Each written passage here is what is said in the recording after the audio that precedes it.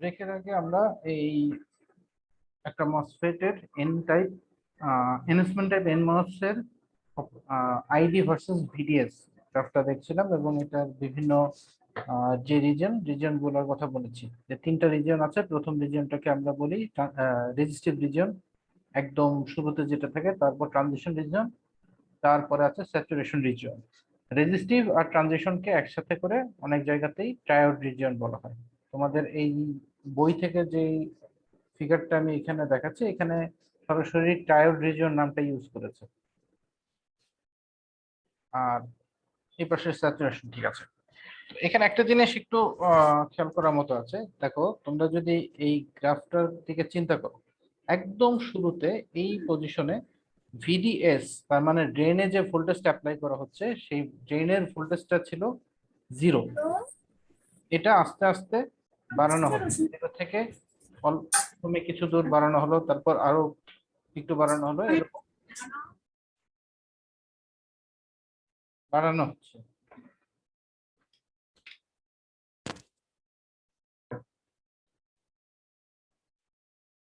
এখন বাড়াতে বাড়াতে দেখা যাচ্ছে একটা জায়গায় যাবার পর, আচ্ছা শুরু থেকে আসি, একদম শুরুতে যখন স্ট্রেট লাইন ছিল তখন বুঝতেই পারছো যে এখানে ভিডিএস মানে ড্রেনের ভোল্টেজটা খুব ছোট, সাপোজ 0.5 ভোল্ট বা সাপোজ এই ধরনের একটা ভোল্টেজে আমরা এরকম স্ট্রেট লাইন পাচ্ছি, 0.1 ভোল্ট, 0.2 ভোল্ট এরকম। তারপর এটা আস্তে আস্তে ট্রানজিশনে চলে আসলো, ট্রানজিশনে চলে আসার পর এক জায়গায় গিয়ে স্যাচুরেশন হলো। যেই পজিশনটাতে এসে স্যাচুরেশন হচ্ছে, তার মানে জাস্ট আমি যদি বলি এই যে পজিশনটা যেখানে এসে স্যাচুরেশন হবে, এই পজিশনে দেখা যাচ্ছে ড্রেন ভোল্টেজটার ভ্যালু হয় গেট ভোল্টেজ মাইনাস থ্রেশহোল্ড ভোল্টেজের সমান, মানে ভিজিএস মাইনাস ভিটি। আমাদের আগের স্লাইডে কিন্তু এরকম একটা টার্ম দেখে এসেছে, এই যে দেখো এখানে বলছে যেটা VDS equal to VGS minus VT. যখনই এই ভোল্টেজের সমান আসলো, তখন আমরা স্যাচুরেশনে চলে গেলাম। তার আগে পর্যন্ত কিন্তু স্যাচুরেশন ছিল না। আমি যদি এটাকে একটা ভ্যালু ধরে তোমাদের বলি, তাহলে একটু বুঝতেও সুবিধা হবে। ধরো একটা মসফেটের গেটে ভোল্টেজ দেওয়া হচ্ছে, ধরলাম 4 ভোল্ট, সাপোজ গেটে 4 ভোল্ট দিলাম, আর থ্রেশহোল্ড ভোল্টেজ ধরে নিলাম 1 ভোল্ট। তাহলে ভিজিএস মাইনাস ভিটির ভ্যালু কত? 3। 4 মাইনাস 1 হলো 3 ভোল্ট। তাহলে যেটা হবে,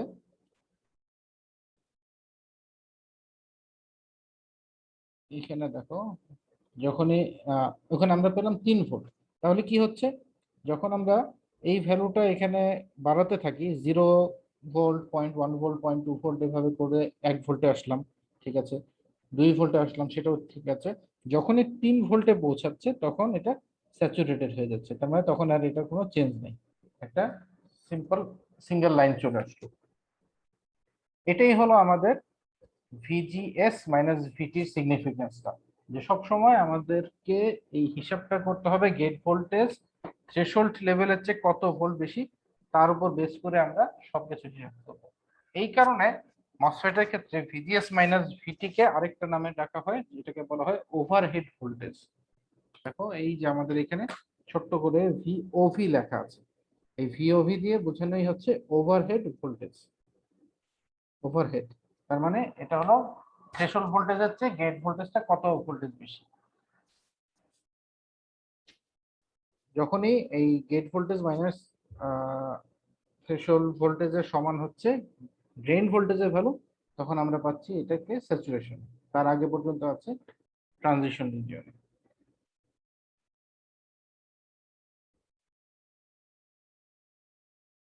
এখন দেখো, তিনটা রিজিয়ন যেহেতু পাওয়া গেল, তিনটা রিজিয়নের জন্য কারেন্টের ভ্যালু তিনটা আলাদা হবে।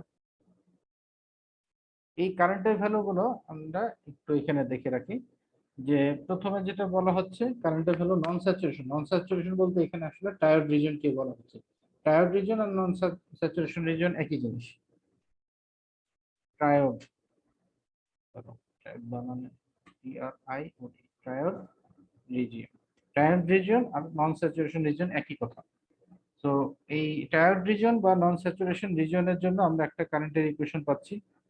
এই কারেন্টের ইকুয়েশনটা হলো mu epsilon not epsilon insulator by D W by L VGS minus VT into VDS minus VDS square by 2।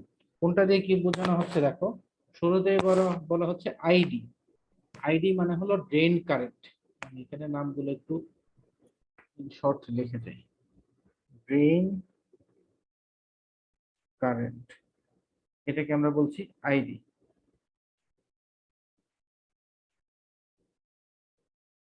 ID হলো ড্রেন কারেন্ট। তারপরে আছে কি মিউ।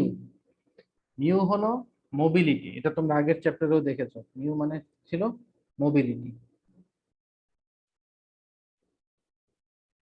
এটা যেহেতু এন মস, তো ইলেকট্রনের মোবিলিটি নিয়ে বলা হবে, বাট ইন জেনারেল আমরা বলে দিতে পারি মিউ হলো মোবিলিটি। মোবিলিটি। তারপরে আছে এপসাইলন নট। এপসাইলন নট হলো ভ্যাকুয়ামের ডাইইলেকট্রিক কনস্ট্যান্ট, অর্থাৎ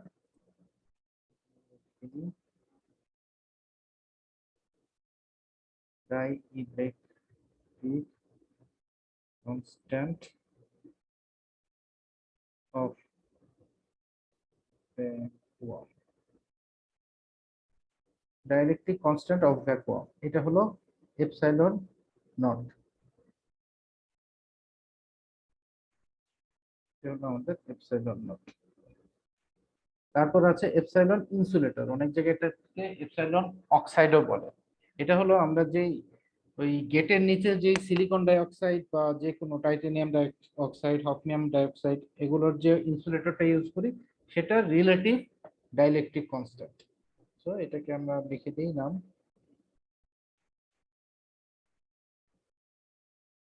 relative dielectric constant of insulator. Relative dielectric constant of insulator, এটা হলো এপসাইলন ইনসুলেটর। তারপরে দেখা যাচ্ছে ডি। ডি মানে হলো আমাদের যেই ইয়েটা ছিল, একটু আমি ফিগার থেকে আসি তাহলে বুঝতে একটু সুবিধা হবে। এই যে ইনসুলেটরের থিকনেস কতটুকু, সেটা হলো ডি। এই যে একটু দেখতে পাচ্ছ ছোট্ট চওড়া এই যে পুরুত্বটা, এই পুরুত্বটাই হলো আসলে ডি। একদম ছোট দেখে এখানে আসলে আমি জুমে মার্কও করতে পারছি না, এই জাস্ট এই থিকনেসটা, এটা হলো ডি, ইনসুলেটরের থিকনেস। তাহলে আমরা এখানে চলে আসি।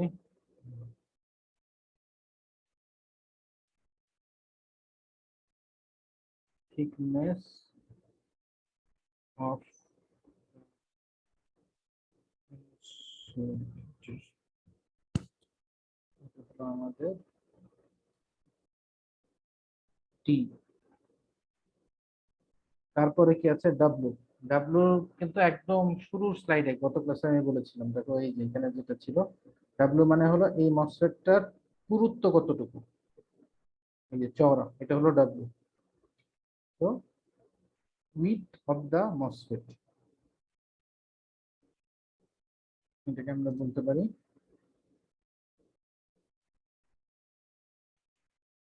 width of the MOSFET, এটা হলো W.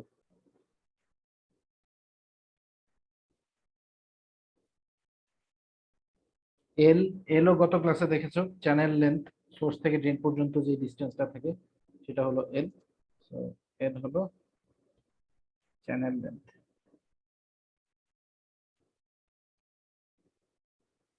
Channel,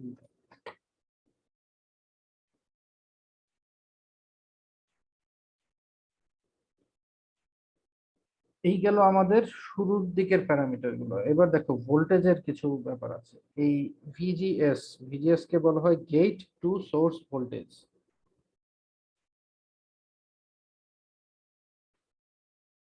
gate two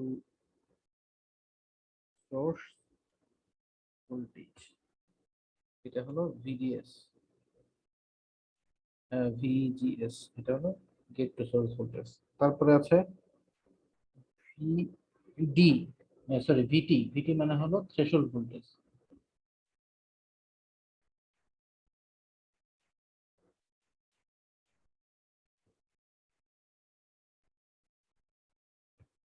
threshold voltage আমাদের VT। আর ভিডিএস যেটা আছে সেটা হলো ড্রেইন টু সোর্স ভোল্টেজ।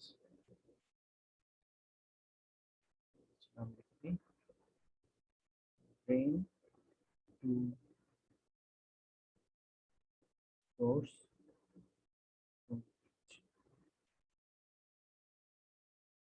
এটা হলো আমাদের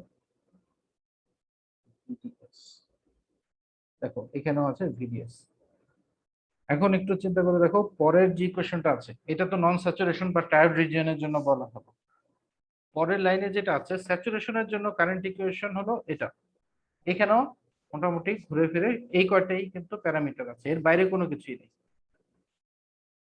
এই মিউ আছে, epsilon not epsilon insulator by 2d into W by L VGS minus VT. তো এই প্যারামিটার গুলো সবগুলোর নাম, মানে সবগুলোর পরিচয় তোমাদের জানা থাকা জরুরি। আমরা যখন কোনো ইকুয়েশন নিয়ে কাজ করি তখন এই নামগুলো আমাদের জানা থাকতে হয়, কারণ এক এক বইতে এক একটা নাম এক এক রকম থাকে। যেমন আমি এখানেই বললাম যে এপসাইলন ইনসুলেটর, অনেক জায়গাতেই কিন্তু এপসাইলন ইনসুলেটরকে বলা হয় এপসাইলন অক্সাইড নামে থাকে। ডি কে অনেক জায়গায় টি অক্সাইড নামে থাকে, বা ভিটি অনেক জায়গায় ভিটিএইচ থাকে বা স্মল টি থাকে। সো নামগুলো যদি জানা থাকে তোমরা ইকুয়েশনটা দেখলেই বুঝতে পারবে যে এটা আসলে কি বলা হয়েছে। কারণ ইলেকট্রনিক্স এর বা সলিড স্টেট ভিএলএসআই অনেক জায়গাতেই কিন্তু আমাদের এই মসফেট এর ইকুয়েশন গুলো কাজে লাগে। অনেকগুলো কোর্স আছে, দেখা গেল এক এক বইতে এক একটা নাম দিয়ে প্রকাশ করলো। তো তোমরা যদি যে তোমরা যদি এইটুকু জানো যে কোন সিম্বল দিয়ে কি বলা হচ্ছে, আলটিমেটলি একই জিনিস, সব বইতেই একই ইকুয়েশন আছে, হয়তো এই যে প্যারামিটার দিচ্ছে সেটা আলাদাভাবে চলছে। তো এই হলো আমাদের ট্রায়োড রিজিয়ন আর স্যাচুরেশন রিজিয়ন, দুইটা রিজিয়নের কারেন্টের ইকুয়েশন। ইকুয়েশন দুটো আমাদের অনেক জায়গাতেই কিন্তু ইম্পর্টেন্ট, অনেক ক্ষেত্রেই হিসাব টিসাবের ক্ষেত্রে এটা দরকার হয়, যে কোনো একটা মসফেটের কারেন্ট কতটুকু ফ্লো করছে সেটা।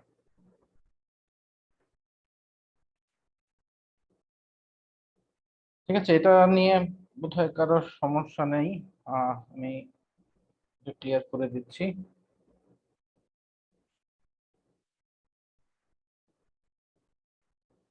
এখানে হলো আলাদা আলাদা গেট ভোল্টেজ যদি চেঞ্জ করা হয় তখন কি, দেখো এই গ্রাফটা যদি দেখো, এই গ্রাফের এক্স এক্সিসে আছে এক্স এক্সিসে আছে ভিডিএস, ওয়াই এক্সিসে আছে আইডি। মাত্র যেই গ্রাফটা দেখে আসলাম ওই গ্রাফটাই ধরো, এখানে যে কোনো একটা গ্রাফ যদি চিন্তা করো ওই গ্রাফটাই আছে।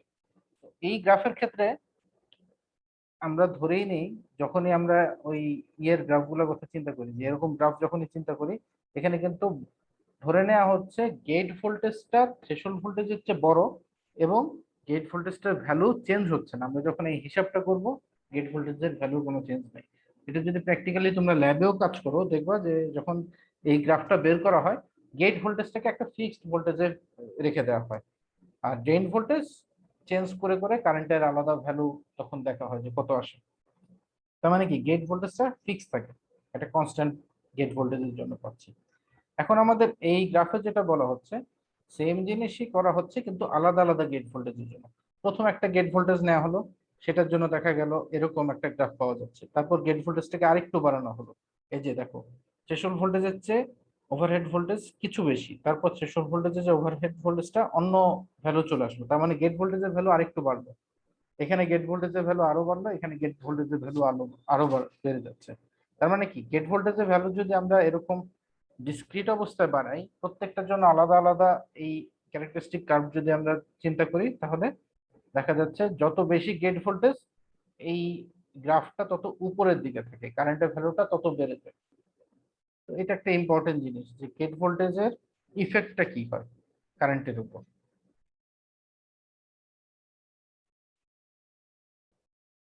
এখন আরেকটা জিনিস এখানে একটু বলে আসি, একটু আগেই আমরা গ্রাফিক্যালি যেটা বললাম, এই যে এই গ্রাফের একটা কথা বলা হয়েছে যে যখন একদম ছোট থাকে কারেন্টের ভ্যালু, ভিডিএস এর ভ্যালুটা, তার মানে এই ভিডিএস এর ভ্যালুটা যখন খুব ছোট ছিল তখন এই জায়গাটা মোটামুটি একটি স্ট্রেট লাইনের মতন থাকে, তাই না? এরকম একটা অবস্থা থাকে। এই অবস্থাতে যেহেতু স্ট্রেট লাইন, এক্স এক্সিসে আছে একটা ভোল্টেজ, ওয়াই এক্সিসে আছে একটা কারেন্ট, তাহলে কি এটা আমাদের সিম্পল একটা ওহমস ল এর প্রকাশ হয়ে গেল না? যে ওহমস লতে আমরা জানি যে এক্স এক্সিসে ভোল্টেজ, ওয়াই এক্সিসে কারেন্ট রেখে যদি লোড হিসেবে একটা রেজিস্ট্যান্স আমরা দিই, তাহলে সবসময় এরকম একটা স্ট্রেট লাইন পাই।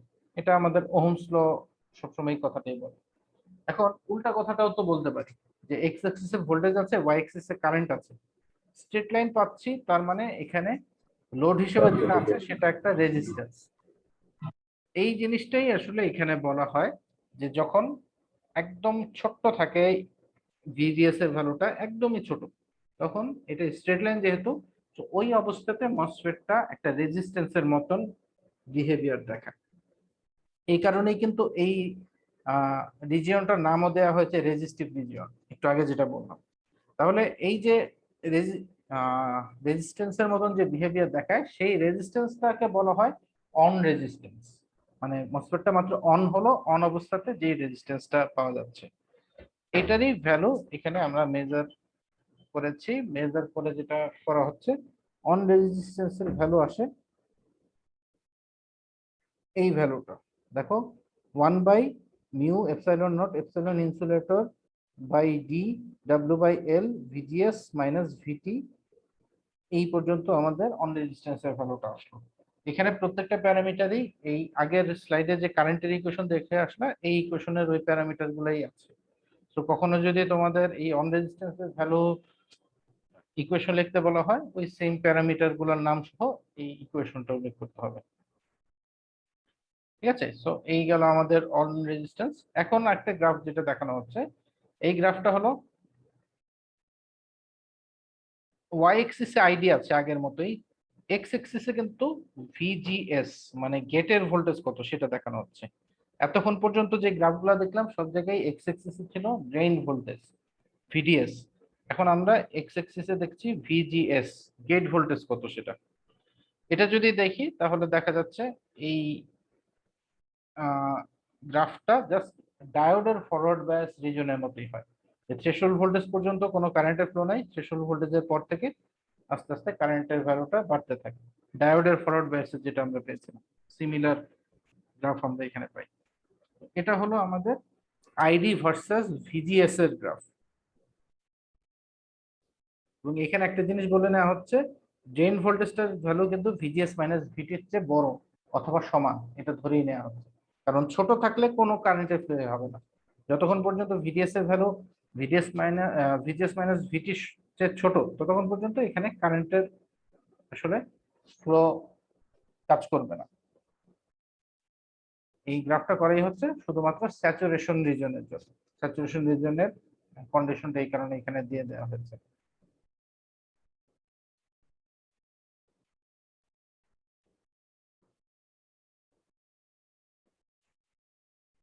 এখন দেখো, এই ডায়োডের চ্যাপ্টারে আমরা কিছু সার্কিট মডেল দেখেছিলাম।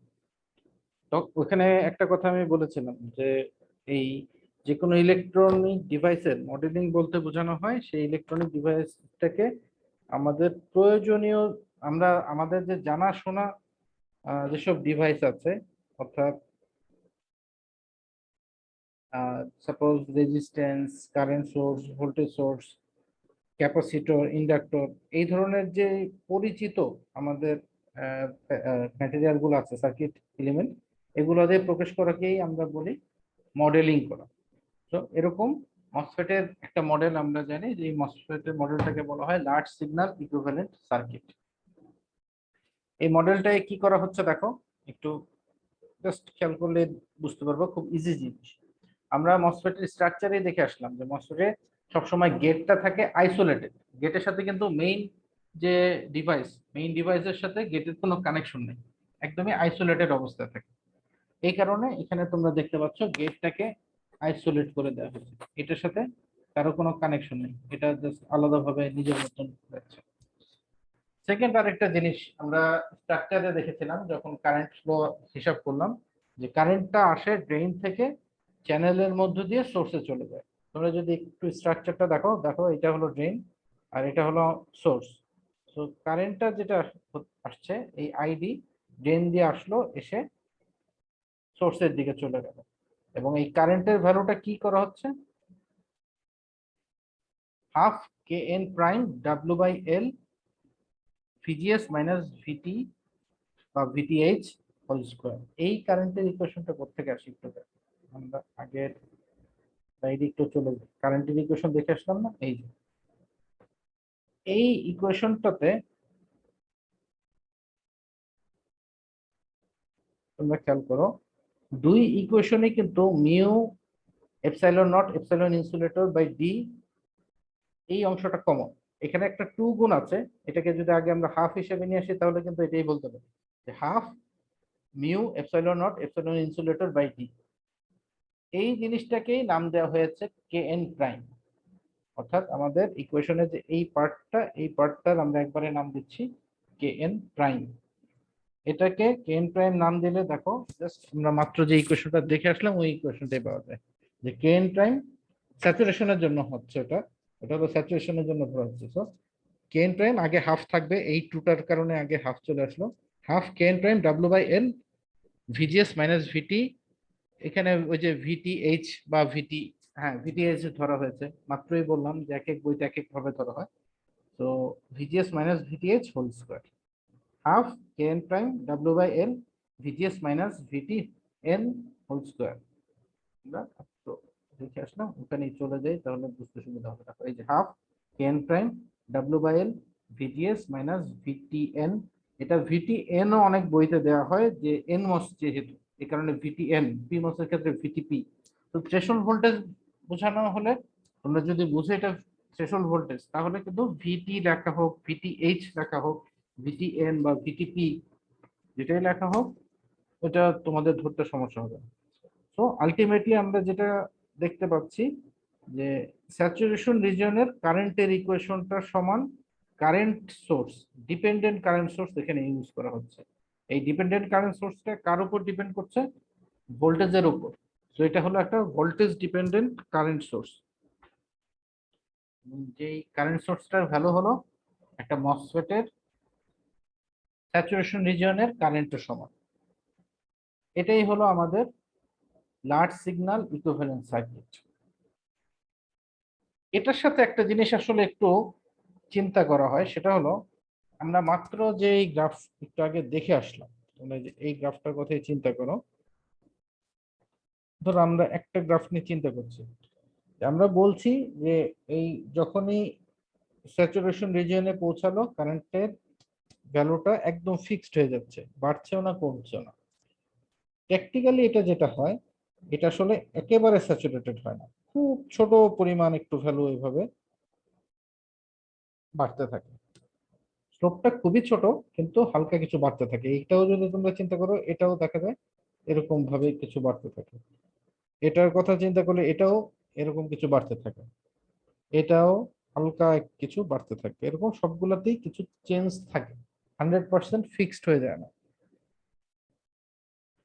তাহলে এই ফিক্সড যে থাকছে না, এটা যে চেঞ্জ হচ্ছে, এটাকে আবার আমরা একটু ওহমস লর সাথে কম্পেয়ার করে একটা ধারণা পেতে পারি। সেটা হলো এক্স এক্সিসে আছে ভোল্টেজ, দেখো এক্স এক্সিস তো ভোল্টেজ, ওয়াই এক্সিসে আছে, এক্স এক্সিসে ভোল্টেজ, ওয়াই এক্সিসে আছে কারেন্ট। ঠিক আছে, তো আমরা বলতেই পারি ওহমস ল অনুযায়ী এটা যেহেতু একটা স্লোপ দিচ্ছে আমাদের এই জায়গাটায়, তাহলে কি এই মসফেটটা এই জায়গাতে এসেও একটা রেজিস্ট্যান্সের মতন বিহেভিয়ার দেখাচ্ছে, স্ট্রেট লাইন যেহেতু পাচ্ছি। তাহলে এই রেজিস্ট্যান্সটার নামটা কি দিব, এটাই দেখো আমাদের পরবর্তী স্লাইডে বলা হয়েছে ফাইনাইট আউটপুট রেজিস্ট্যান্স। তার মানে এখানে আসলে অনেক বেশি স্লোপ দিয়েছে, এত স্লোপ থাকে না, খুব শার্প, হালকা বাড়তে থাকে, খুব হালকা পরিমাণ বাড়তে থাকে। তো এখানে বোঝানোর কারণ আছে, কারণ সবগুলাকে আবার পেছনের দিকে যদি আমরা বাড়াই তাহলে একটা পয়েন্টে গিয়ে ঠিক একই বিন্দুতে সবগুলা কাট করে। তো আমরা যদি খুব হালকা করে বাড়াতাম, এটা আমাদের এই পেজে যেত না, অনেক পিছনে গিয়ে দেখা যেত এটা কাট করছে। এই জিনিসটা বোঝানোর সুবিধার জন্যই দেখানো হচ্ছে, একটু অনেক হাই স্লোপ দিয়ে এটা বোঝানো হচ্ছে, বাট প্র্যাকটিক্যালি এখানে স্লোপ কম থাকে। তো সেই যাই হোক, তো যেহেতু এখানে একটা রেজিস্ট্যান্স পাচ্ছি আমরা থিওরিটিক্যালি, সেই রেজিস্ট্যান্সটাকে নাম দিচ্ছি ফাইনাইট আউটপুট রেজিস্ট্যান্স। এখানে এই যে নামটা দেন, ফাইনাইট আউটপুট রেজিস্ট্যান্স। এবং এটা সবসময় স্যাচুরেশনের ক্ষেত্রে হয়, এই কারণেই বলা হচ্ছে স্যাচুরেশনের জন্য। এটা নিয়ে কিন্তু আমরা এই স্যাচুরেশনের আগে কি হচ্ছে সেটা নিয়ে চিন্তা করছি না, শুধুমাত্র স্যাচুরেশনে এই রেজিস্ট্যান্সটা পাচ্ছি। তো এই রেজিস্ট্যান্সটার কারণে যেটা হয়, আইডির ইকুয়েশনটা স্যাচুরেশনের জন্য তো আমরা এই পর্যন্ত। হ্যাঁ, আমার কথা কি শুনতে পাচ্ছ? জি স্যার। শেয়ারটা চলে গেছে।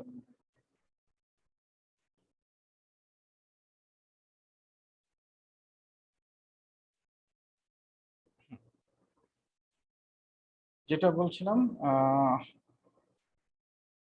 আমরা এর আগে যে ইকুয়েশনটা দেখে আসলাম স্যাচুরেশন রিজিয়নে কারেন্টের ইকুয়েশন, সেই কারেন্টের ইকুয়েশনটা আসলে ছিল এখান থেকে এই পর্যন্ত। দেখো একটু খেয়াল করে, এখান থেকে এই পর্যন্ত ছিল কারেন্টের ইকুয়েশন। ওইটা ধরা হয়েছিল যখন এই কারেন্টের ভ্যালুটা একদম স্যাচুরেটেড হয়ে যেত, একদম ফিক্সড হয়ে যেত, যখন সেই সময়ের কারেন্টের ইকুয়েশন আমরা বের করেছিলাম এই পর্যন্ত দিয়ে। এখন যেহেতু এটার ফিক্সড নাই, এটার কিছু চেঞ্জ আসছে, যেটা একটু উপরে চলে গেল, এই চেঞ্জটাকে ইকুয়েশনে ঠিক মতন প্রকাশ করার জন্য দেখা যাচ্ছে এই মেইন অংশের সাথে আরেকটা পার্ট গুণ হচ্ছে, সেটা হলো 1 + λ VDS। এই অংশটা গুণ করে দিলে দেখা যাচ্ছে যে এটা যেরকম এই পাশে বাড়ছে এরকমই হবে। এখন কোনটা কি জিনিস, ভিডিএস তো আমরা জানি, ড্রেন টু সোর্স ভোল্টেজ, একটু আগে দেখে আসলাম। নতুন যে জিনিসটা আসলো সেটা হলো ল্যামডা। ল্যামডাটা তাহলে কি? ল্যামডাকে বলা হয় চ্যানেল লেন্থ মডুলেশন কোএফিসিয়েন্ট। এবং ল্যামডার ভ্যালুটা কিভাবে আসে দেখো, যে আমরা এই যে লাইনগুলো পিছনের দিকে যে বাড়াচ্ছি, বাড়ালে একই পয়েন্টে এসে সবগুলো কাট করলো, যেই পয়েন্টে এসে কাট করছে সেই পয়েন্টটাকে আমরা বলি আর্লি ভোল্টেজ। এটাকে প্রকাশ করা হয় ভিএ দিয়ে, মাইনাস দেওয়া হচ্ছে কারণ এটা নেগেটিভ দিকে। সো আর্লি ভোল্টেজ হলো ভিএ। এই আর্লি ভোল্টেজকে ইনভার্স করে দিলে 1/আর্লি ভোল্টেজ সমান হলো চ্যানেল লেন্থ মডুলেশন কোএফিসিয়েন্ট বা ল্যামডা।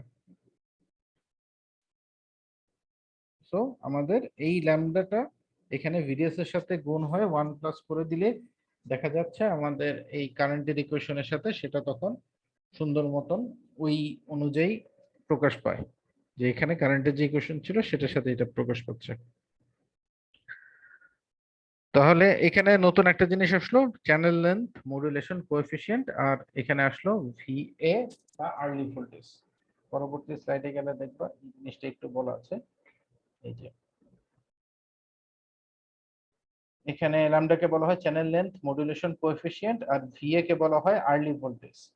তাহলে এই যে একটা রেজিস্ট্যান্স পাওয়া গেল স্যাচুরেশনে এসে, এই স্যাচুরেশনের রেজিস্ট্যান্সটা বা ফাইনাইট আউটপুট রেজিস্ট্যান্সটার ইকুয়েশন হয় lambda mu epsilon not epsilon insulator by 2d W/L into VGS minus VT whole square. এটাকে ইনভার্স করলে যেটা পাওয়া যাচ্ছে 1/, করে দিলে সেটা হলো এই ফাইনাইট আউটপুট রেজিস্ট্যান্স বা আর নটের ভ্যালু। আর এই জিনিসটাকে large signal equivalent circuit model, যেটা আমরা এর আগের স্লাইডে দেখে আসলাম, এই যে large signal equivalent circuit model, এখানে যদি আমরা এই ফাইনাইট আউটপুট রেজিস্ট্যান্সটাকে একসাথে অ্যাকোমোডেট করি, তাহলে আমরা এই জায়গায় দেখতে পাচ্ছি একটা রেজিস্ট্যান্স এডিশনাল চলে আসলো। এই যে কারেন্ট সোর্সের প্যারালালে একটা রেজিস্ট্যান্স চলে আসলো আর নট। তাহলে তোমাদের যদি কোথাও বলা হয় জাস্ট একটা মসফেটের লার্জ সিগন্যাল ইকুইভ্যালেন্ট সার্কিট মডেলটা ড্র করো, তাহলে সবসময় রেজিস্ট্যান্সটা সহই দেখাবো, কারণ এটা সহ এটা কমপ্লিট হচ্ছে। এটা বাদ দিলে যে অংশটা ছিল আগের স্লাইডে সেটা পুরোপুরি তখনও কমপ্লিট হয়নি, এটা ইনকমপ্লিট। এটা হলো complete large signal equivalent circuit model. ঠিক আছে? আচ্ছা, আমাদের আজকের ক্লাস মোটামুটি আমি এই পর্যন্তই রাখছি টপিক। এর মধ্যে কারো কোনো কোয়েশ্চেন আছে কিছু?